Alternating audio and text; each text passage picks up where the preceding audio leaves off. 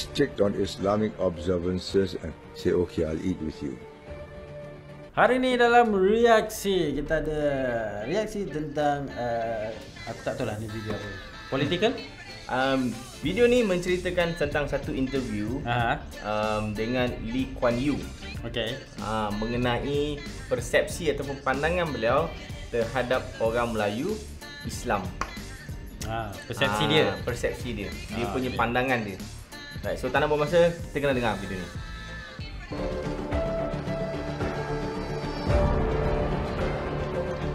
I do not want to offend the Muslim community.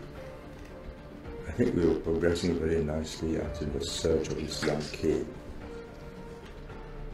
You ask me now, in my lifetime, from my observations, the other communities have easier integration, friends, both socially, intermarriages and so on. Indians with Chinese, Chinese with Indians. So if you want to marry a Muslim, you become a Muslim, which is a very big step for any non-Muslim to take. Look, she will tell you that Islamic religion controls every part of your life, right? Yes. I'm saying that you will be loyal as a citizen, but because you will observe and you are forced to observe by peer pressure, nothing else, you will have to conform. The generation that worked with me, Osman Wok, Rahim Isha, that generation integrated well. We drank beer, we eat together. Now they say, are the plates clean? Halal, non-halal, and so on. So, just to be clear, are you saying that the existence of Muslims in Singapore is the main impediment to multiracial harmony in Singapore? I think the Muslims, they are distinct and separate. So what do they need to do to integrate? I mean, are they doing enough to... Being less strict on Islamic observances and say, okay, I'll eat with you. But there are other ways to integrate without sharing a meal, surely. No, but I'm telling you the reaction of a non-Malay, right?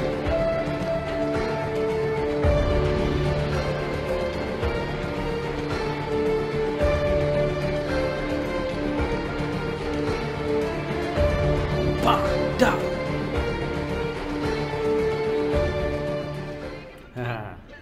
Ni politik lah ni. Ini politik lah. But anyway, ini agak berat sikit lah isu ni. Tapi kita boleh kupas sikit lah. Kita boleh kupas sama kita boleh kupas. Alright. Okay. Jadi Amar, daripada video yang kau tengok tadi, apa yang kau rasa? Aku 100% disagree lah dengan apa yang dia cakap tentang orang Muslim kena integrate dengan diorang. Padahal aku buat minit mesyuarat dulu. Minit mesyuarat. Yang pertama dia kata orang Melayu Islam ni apabila mereka muncul ataupun kehadiran mereka lebih meluas dekat Singapura, dia boleh mendatangkan ketidakharmonian lah dalam masyarakat di Singapura. Disebabkan katanya kalau orang Cina nak kahwin dengan orang Islam, orang Cina tu kena convert masuk Islam. Ni benda yang susah, yang besar, yang berat untuk diorang laksanakan. Yang kedua, apabila orang Melayu Islam nak makan, kena cari kedai makan yang halal. Tak boleh makan dekat tempat yang non halal. Kemudian tak boleh minum arak dan sebagainya. Maksudnya tak boleh nak duduk bermasyarakat bersama dengan orang tempatan. Yang ketiga, dekat situ dia kata orang Melayu ni dididik untuk mentaati perintah-perintah Islam tu. So kita memang ikut Islam, jadi itu menyebabkan susah untuk orang Melayu Islam bersama-sama dengan non-Muslim. Itu. So aku faham, pada aku macam isu dia satulah, dia punya main point dia is dia cakap orang Islam tak boleh integrate dengan diorang. Kalau kau tanya aku, diorang yang kena integrate dengan orang Islam. Masalah? Sebab asalnya Singapura ni orang Islam punya. Melayu. Orang Melayu punya. Jadi dia masuk situ. Sekarang pun Melayu ada yang okey, ada yang jadi second class punya citizen. So dia kenapa dia nak persoalkan tentang Islam ni, padahal Islam ni dah lama dah ada. Kan? Dah lama dah ada. Kenapa dekat Malaysia boleh dia integrate? Dekat Singapura tak boleh. Dia pada aku sebenarnya bermasyarakat antara Melayu dengan Melayu Islam dengan non-Muslim, Cina ke India ke, dia tak ada masalah. Dia tak semestinya berkait kepada bahagian makan dengan minum Dan kahwin. Ha. Kalau nak bermasyarakat dengan Cina dan India dengan Melayu, boleh je lepak kedai mamak. Tak masalah. Minum teh tarik, makan roti, makan nasi lemak. Tak semestinya kena makan babi atau kena minum bir. Dia problem dia is dekat Singapore lah. Kedai yang halal kurang. Itu aku rasa yang menjadi isu kenapa dia orang cakap kalau nak lepak dengan orang Islam kena kedai, tak boleh fikir sikit lah, tak boleh main sebenarnya mana-mana Islam kedai. tu sebenarnya Macam kat Malaysia ni kita kira macam bertuah jugalah pasal yelah. kita banyak kedai. Tapi yang sebenarnya boleh lepak. kalau dekat Singapura tu tak ada makanan halal dan ada orang Islam, dia orang boleh je makan babi tu. Kalau dah tahap mudarat sangat lah, memang tak ada langsung Untuk makanan sampai. halal. Boleh dekat je Singapura. jadi vegetarian. Boleh jadi vegetarian ataupun rasa-rasa memanglah nak kena makan daging juga tapi tak ada daging halal. Tak ada jalan langsung lah ni. Memang semua halal sekat masuk Singapura. Yang ada dalam Singapura tu benda-benda yang haram. Boleh je nak pindah keluar dari Singapura. Ataupun tak boleh silah, situasi ni tak boleh keluar dari Singapura. Memang tak ada makanan halal langsung dari Singapura. Basically kau terperangkap dalam sebuah negara yang tak sesuai untuk orang Islam. Kau boleh je makan. Nak makan babi tu makan lah, kau makan babi, tak ada masalah. Tak ada Tapi masalah pun. pada aku yang aku nampak tadi Lee Kuan Yew Lee Kuan Yew tu punya mindset, dia nampak Islam ni satu ancaman kepada keharmonian negara dia lah. Sebab katanya orang Melayu Islam ni orang yang macam dia nampak, dia bayangkan orang Melayu Islam ni macam pakcik-pakcik Arab yang strict apa semua tu.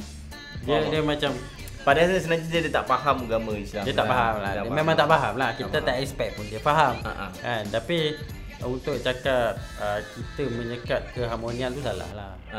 Kan? Kalau dengan alasan makan minum tu menyekat keharmonian, kahwin tu menyekat keharmonian, itu memang salah lah. Tak ada siapa pun paksa kau kahwin dengan orang Muslim. Betul. Kahwin kan pilihan masing-masing. Tapi kalau dah amoy cantik tu, minat dengan lelaki Muslim ni, Pak Haji pula tu, kan? Kalau kat Singapura aku tak tahulah, tapi ada negara yang kalau perempuan kahwin dengan lelaki Muslim, perempuan tu tak payah convert pun. Kat Singapura aku tak tahulah law ada negara anyway, yang memang boleh macam tu. Anyway, kalau nak tahu aku ada macam kawan-kawan kita kat Singapura. Katanya dekat Singapura orang Melayu tak boleh jadi tak boleh masuk askar. Tak boleh masuk askar. So tak ada askar Melayu tak ada. Tak boleh masuk askar, tak boleh masuk polis. Orang Melayu hanya boleh jadi bomber, something like that. Aku tak ingat. Tapi basically yang security bahagian ni yang orang Melayu pegang tak senjata lah. Melayu tak boleh masuk. Tahap tu geng. Lepas tu dia cakap kita tak boleh integrate.